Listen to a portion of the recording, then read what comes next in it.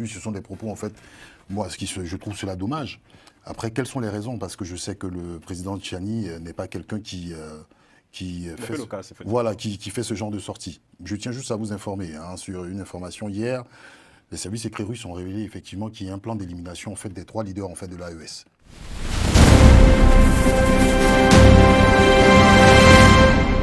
Pourquoi le général Abdourahmane Tchiani accuse-t-il ouvertement Emmanuel Macron, Patrice Talon et Alassane Ouattara après l'attaque de l'aéroport de Niamey? Simple stratégie politique, message à la France, ou véritable guerre d'influence en Afrique de l'Ouest? Dans cette vidéo, on décrypte les raisons profondes derrière ces accusations explosives. Restez jusqu'à la fin. Président, comment analysez-vous ces déclarations du président nigérien? Pour moi, les déclarations du président nigérien, pour moi, marquent une forme d'irresponsabilité de sa part, au-delà de l'attaque qui a été perpétrée à l'aéroport. Pour moi, c'est irresponsable. Un chef d'État ne parle pas de cette façon. Ça, c'est un. Et puis, deuxièmement, c'est sur la base de sécuriser le Niger ou d'éradiquer, sinon diminuer l'impact des attaques terroristes sur le pays que Tchiani a justifié sa prise du pouvoir par les armes en enlevant, en opérant un coup d'État qui fait qu'aujourd'hui Bazoum est encore dans leurs mains. Mais depuis que ça fait 2-3 ans, si je ne m'abuse, que ces gens sont au pouvoir, mais les attaques terroristes, les attaques djihadistes au Niger, aujourd'hui, au temps de Bazoum, on parlait de 200-300 morts. Aujourd'hui, on est quasiment au millier de morts. On n'en parle pas beaucoup. Et eux-mêmes, le pouvoir du Niger cache très souvent ces éléments-là. Il y a des militaires, même nigériens, qui sont attaqués souvent. Et je me dis, arrivé à un moment, en ayant pris le pouvoir sur la base du fait qu'ils allaient éradiquer le djihadisme ou les actes terroristes au Niger, moi je pense que Tchiani devrait s'asseoir, faire l'inventaire de son arrivée au pouvoir et clairement tirer les bonnes leçons que de se mettre à tirer sur ses voisins, le Bénin, la Côte d'Ivoire, et en des termes peu ragoûtants. Ce n'est même pas intéressant. Et ça fait, à mon sens, ça fait enfantin. Oui, ils sont en train d'aboyer, nous allons maintenant rugir. Bon, rugir, c'est moi qui utilise la bonne formule. Ça. Bon. Le président parle d'irresponsabilité. Oui, bon, effectivement, le ton et l'expression utilisée, c'est quand même un ton, je trouve, fort et assez surprenant. Maintenant, si on parlerait d'irresponsabilité, aujourd'hui, les présidents d'exercice, quels que soient les contextes aussi, tiennent ce genre de propos. Je tiens à vous rappeler que l'une des personnes mentionnées par le général Tchiani, qui est M. Alassane Ouattara, a animalisé une bonne partie de la population ivoirienne. Mais certains, en tout cas, journalistes ou chroniqueurs, n'ont pas eu à dire qu'il était responsable. Donc, ce deux poids, deux mesures, aujourd'hui, ce sont des propos, en fait, moi, je trouve cela dommage. Après, quelles sont les raisons? Parce que je sais que le président Tchiani n'est pas quelqu'un qui fait ce genre de sortie. Je tiens juste à vous informer sur une information. Hier, les services secrets russes ont révélé effectivement qu'il y a un plan d'élimination en fait, des 3 leaders en fait, de l'AES. Le SVR est quand même un des services en fait, les plus performants dans le monde. Donc je ne sais pas s'ils sont sous l'influence de M. Tchiani. J'espère qu'il y aura certainement une autre chronique à ce sujet qui évoquera cela. Et après, il y a quelque chose aussi que j'aimerais bien qu'on fasse attention. C'est-à-dire que des journalistes ou des chroniqueurs ont tendance souvent à donner des chiffres. Je ne sais pas d'où viennent l'origine de leurs chiffres. Parce que j'ai entendu 1700 attaques, 1500 morts sur un plateau de télé ivoirien. J'ai fait l'effort d'aller faire des recherches. Je n'ai trouvé aucun de ces chiffres. On joue avec des chiffres, je ne sais pas dans quel but, pour décrédibiliser des gens. Si les gens s'intéressent à ces pays, qu'ils fassent véritablement un bilan et nous donnent des sources et nous donnent l'origine en fait de ce bilan. Mais personne ne donne, mais on joue avec des chiffres. On est dans une situation qui est assez instable. Je pense que c'est toute la sous-région qui y est. Certains pays ont je ne sais pas quelle est leur ambition. Ils ne proposent pas de solution. Il y a des présidents qui étaient là, il y avait effectivement des attaques terroristes qui ont toujours été là, il n'y avait aucune solution. Des gens font l'effort aujourd'hui de pouvoir lutter contre cela, mais à chaque moment on nous donne des chiffres. Donc, par exemple, tout à l'heure, j'ai entendu en fait, le président dire ici, nous avons des milliers de morts. J'aimerais bien avoir sa source. Parce que jusqu'à preuve du contraire, j'ai vu qu'un seul élément américain qui parlait de milliers de morts avec aucun élément. J'ai regardé partout, je n'ai pas vu. Donc il faut faire attention, il ne faut pas jouer sur les chiffres pour essayer de dire qu'actuellement la lutte contre le terrorisme est un échec. J'espère que les pays de la CEDEAO feront cet effort-là de nous donner des sources et de voir quelle est la marge de progression ou de régression, par exemple, de ces 3 pays, ou dans le cas de Niger, par exemple. Merci.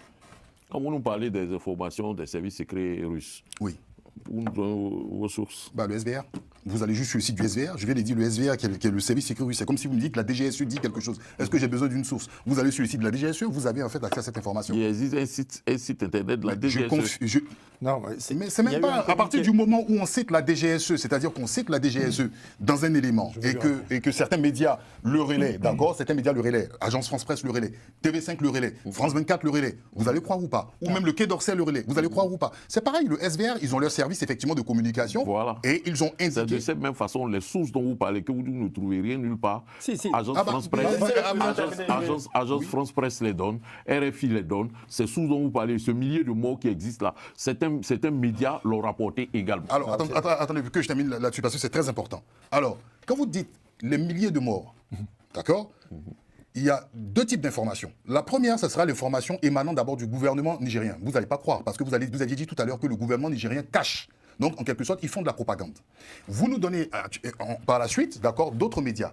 Alors, sur quelle base ces médias ont eu à travailler? Quand on parle du SVR, c'est un service secret. D'accord, qui a les moyens, qui a tout ce qu'il faut, ils ont des outils. Et j'ai parlé de crédibilité parce que c'est l'un des services, d'accord, secrets des renseignements qui est reconnu mondialement. Alors, vous me dites que par exemple, TV5, attendez, mais je peux finir, TV5 déjà, d'accord, TV5 déjà, d'accord, RFI et compagnie, sont-ils déjà sur le territoire nigérien?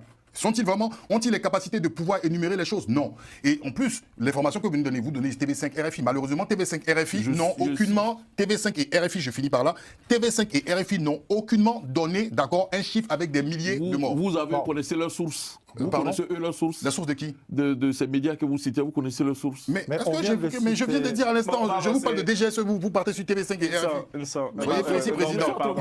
Le service secret dont vous parlez là, il ne s'agit pas de tourner, sachant que les services dont vous parlez, voilà la méthodologie en termes d'information. Ah non, c'est pas sûr. Non, chaque média, on a passé l'âge. Chaque média a ses sources. Oui. La SVA ou quoi vous citez? Non, le SVR, c'est le service écrit russe. La SVA ou le SVA que vous citez là, ils ont leurs sources. D'accord. Que ce soit des agents secrets, que ce soit des journalistes, que ce soit des populations lambda. Chaque média ou chaque source d'information chaque agence de presse a ses sources de quelque façon que ce soit. Donc aujourd'hui, ce n'est pas parce que vous sortez un élément d'après vous qui vient du SVA que forcément ceci est plus crédible, plus sourcé que certains médias africains, français. Pour revenir aux déclarations du président Tchani, le général Tchani, je pense que ce n'est pas le seul dans l'espace AES à reprendre ce narratif aussi d'agression de ses voisins. Donc concrètement, la situation se tend de plus en plus entre l'AES et, je dirais encore une fois de plus, la Côte d'Ivoire. Oui, alors, bon, manifestement, le président des journalistes ivoiriens de France et de Navarre et de la banlieue parisienne ignore l'existence du service de renseignement extérieur de la Fédération de Russie. Mais nous, on en connaît à peine plus. Simplement, on constate une chose, c'est que ce service a effectivement rendu public hier, on précise pour nos téléspectateurs que nous enregistrons mardi, donc lundi, a publié un communiqué. Et c'est ce communiqué dont fait état à Toumblanc, c'est ce communiqué qui a été repris effectivement par une bonne partie de la presse. Point barre, c'est un communiqué. Le fait que ce service-là communique, en revanche, c'est très insolite. Et à ma connaissance, enfin je n'ai pas souvenir, c'est la première fois.